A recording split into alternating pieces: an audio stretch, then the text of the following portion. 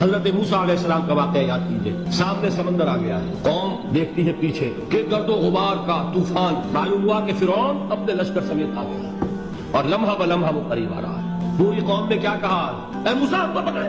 قرآن مجید میں تو یہاں وہ باتیں نہیں لکھی ہیں, لیکن تورات میں یہ درج ہے کہ بنی اسرائیل جھگڑنے لگے, دست و گریبان ہو گئے موسیٰ کے ساتھ, لڑ رہے ہیں حضرت موسیٰ علیہ السلام سے. یہ تورات کی تفصیل ہے. قرآن میں صرف اتنا آیا ہے, پریشان ہو کر انہوں نے کہا موسیٰ ہم کو پکڑے گئے. اس وقت موسیٰ کا جواب کیا ہے, نہیں, میرے ساتھ میرا رب ہے, وہ راستہ دے گا. بتائیے کہاں راستہ نظر آ رہا. یہ ہے ایمان بالغیب. راستہ نظر نہ آئے تب اللہ پر یقین ایمان ہے. جیب میں پیسے ہو تب دل کو اطمینان ہے, تو ایمان کس پر ہوا؟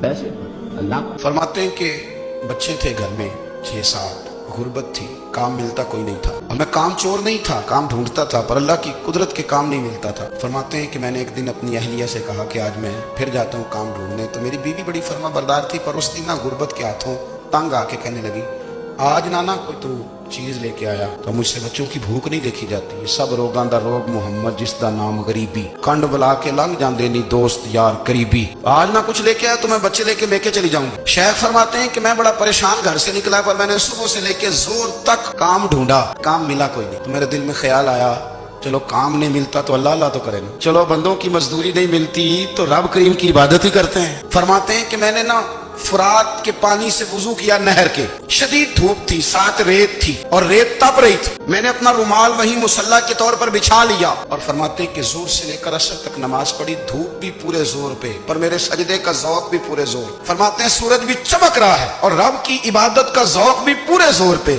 میں سجدہ کروں تو پھر میرا اٹھانے کو جی نہ چاہے. فرماتے ہیں کہ عصر تک میں نے نفل پڑھے, دل ڈھلنے لگا, عصر کی نماز پڑھی اور میں وہاں سے چلا.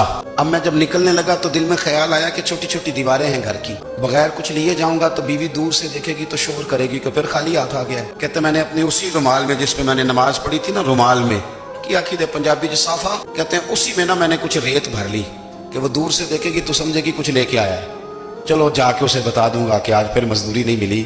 کہتے ہیں وہ ریت لے کر جب میں گھر میں گیا تو پہلے بیوی دروازے پہ کھڑی ہوتی تھی, پوچھتی تھی خالی ہاتھ آ گئے ہو. آج میں نے دیکھا تو ہے ہی کوئی نہیں. فرماتے ہیں میں نے اندر داخل ہوا, سلام لیے, کونے میں نے وہ رومال رکھ دیا, اور میں نے آواز دی کہ بھلی مانس کہاں ہو. تو وہ کہنے لگی آپ منہ ہاتھ دھو لیں, میں روٹی لے کے آئی. روٹی کہاں سے آ گئی, یہاں تو کئی دنوں کے فاقے, تو کئی دنوں کی غربت ہے, یہاں تو اس گھر میں تو فقیری ہے. فرماتے ہیں کہ وہ روٹی لے کے آئی, اور اس وقت کی جو موجودہ نعمتیں تھی, سمجھ لیں سلاد, اچار, ہر چیز ساتھ لائی. میں نے کہا کہ بچے کہاں گئے. کہنے لگی وہ کھانا کھا کے کھیلنے گئے, آپ کھانا کھا لیں, آ جاتے. کھانا اس نے چن دیا.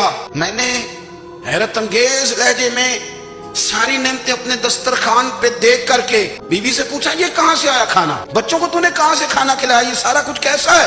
کہنے لگی پتہ نہیں آج آپ کس کریم کی مزدوری کرنے چلے گئے تھے, پتہ نہیں کس کریم کی, میرے گھر میں تو اتنی نعمتیں آئی ہیں کہ مجھ سے سنبھالی نہیں جا رہی, اتنا اناج ہے, اتنا گندم ہے, کس کریم کے دروازے آج چلے گئے تھے. یہ کہتے کہتے وہ اٹھی اور اٹھ کر کے کہنے لگی پہلے ہی بڑا کچھ آیا تھا, اب کیا لے آئے. اور جا کر کے نا اس نے وہ ریت والا رومال کھولا. کہنے لگے میں تو لے کے آیا تھا ریت, تو میرے رب نے اسے بھی سونے اور ہیرے بنا دیا تھا.